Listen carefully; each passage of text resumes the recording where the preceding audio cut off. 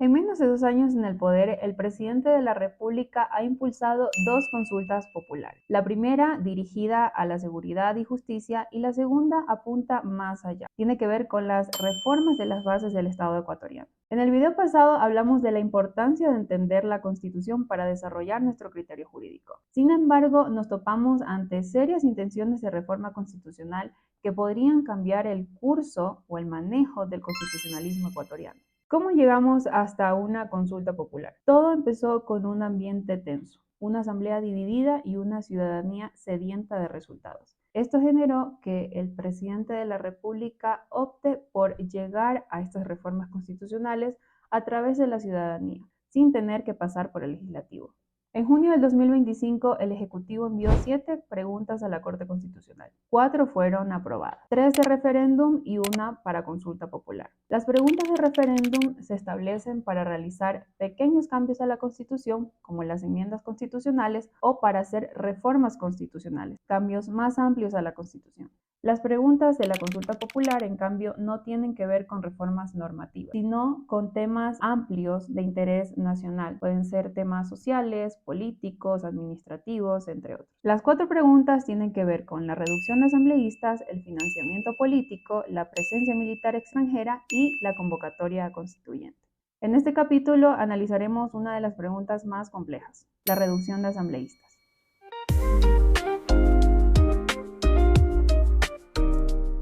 El 16 de septiembre del 2025, el presidente de la República consultó a la Corte Constitucional sobre el mecanismo adecuado para realizar estas reformas constitucionales.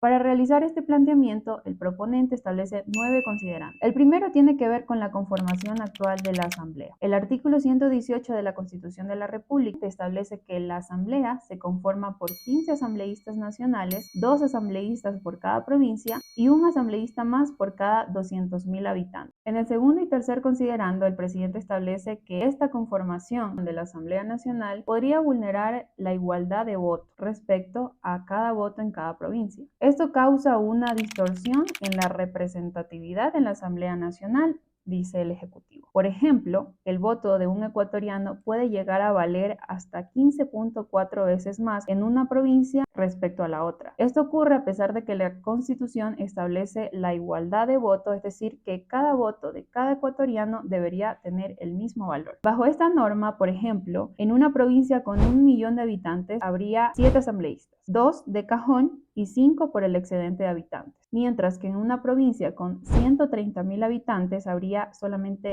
2 asambleístas, que son los de cajón. Por lo tanto, dice el proponente, que el voto de los ciudadanos de esa provincia con menos habitantes va a valer más que el voto de los ciudadanos de la provincia con mayor cantidad de habitantes. Si hacemos cálculo, en la provincia de 1 millón de habitantes, 142.857 personas votarían por un asambleísta, mientras que en la provincia de 130.000 habitantes, solamente 65.000 personas votarían por un asambleísta. Bajo este análisis, el Ejecutivo establece que el artículo 118 de la Constitución debería ser reformado en el siguiente sentido: 10 asambleístas nacionales, 1 por cada provincia, más 1 por cada 400.000 habitantes. La consecuencia de esta enmienda, establece el proponente, mantendría la representatividad de todas las provincias. Sin embargo, en este dictamen de la Corte Constitucional hay un voto salvado del doctor Joel Escudero. El voto salvado establece que las provincias con mayor número de habitantes van a tener mayor representatividad respecto a las provincias que tienen una cantidad reducida de habitantes.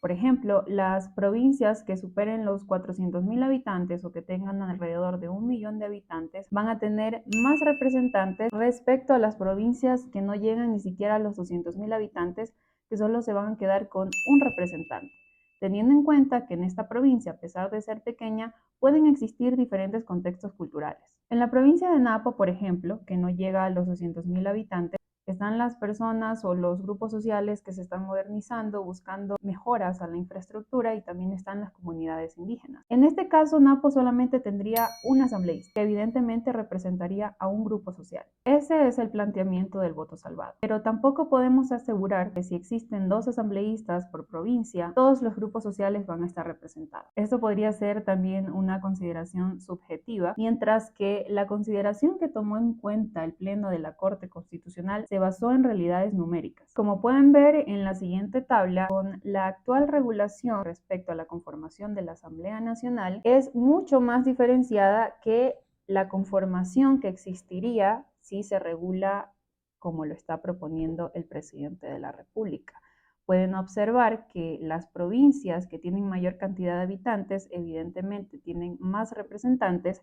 Sin embargo, las provincias que tienen menor cantidad de habitantes ya no es tan distinto el número de representantes. A pesar de todo esto, hay que tener en cuenta que el planteamiento o el análisis que realizó el Pleno de la Corte Constitucional tomó mucho en consideración la motivación del Ejecutivo. El proponente establece que esta reforma constitucional se realiza para equilibrar numéricamente la representatividad en cada provincia. No es lo mismo realizar una reforma constitucional para reducir el número de asambleístas en base a un criterio numérico que establecer esta reforma constitucional para reformar algún aspecto social o económico que está atravesando el país. Esta fue la principal consideración que el Pleno de la Corte Constitucional tomó en cuenta para establecer que la vía adecuada para realizar esta reforma constitucional es la enmienda constitucional. Este fue el análisis realizado por el Pleno de la Corte Constitucional para esta pregunta en particular del referéndum. Comenten si desean analizar el resto de preguntas y no olviden suscribirse y seguirme para más videos.